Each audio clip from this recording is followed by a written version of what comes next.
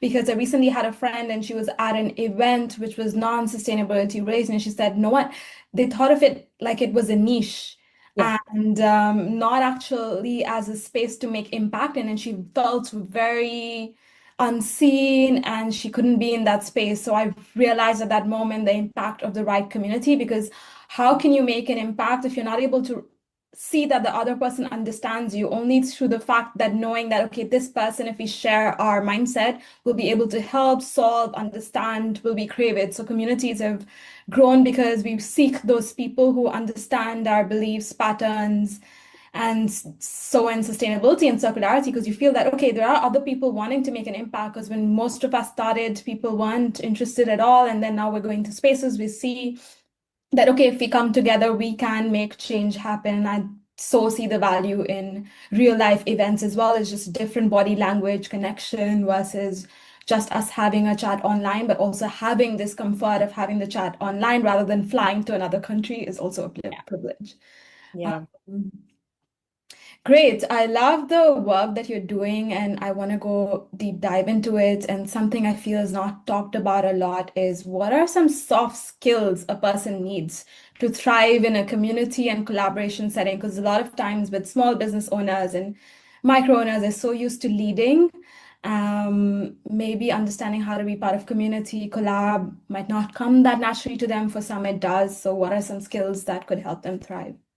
Yeah, I loved this question because it got me thinking about sort of my journey with it. And I think it's definitely something that these are definitely skills that I've had to teach myself, because I found that they are very, very relevant, especially in this space.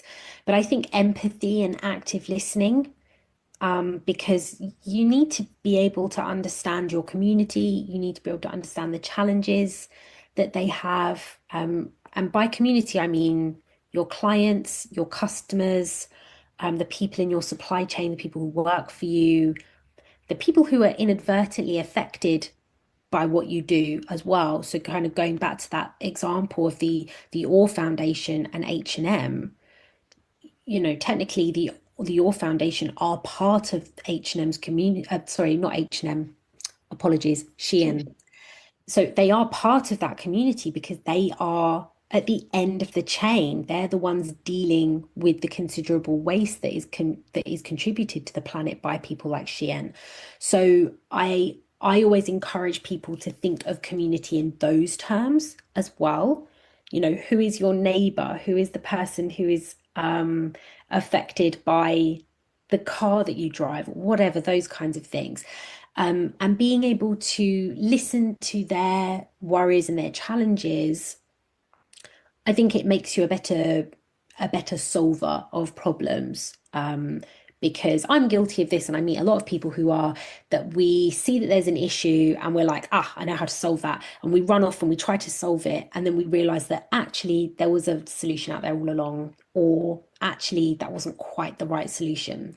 So yeah, active listening, definitely. I also think like critical thinking and debating, the older I get, the more I learn, or the more I'm coming to realize that things are not black and white, they're not good and evil.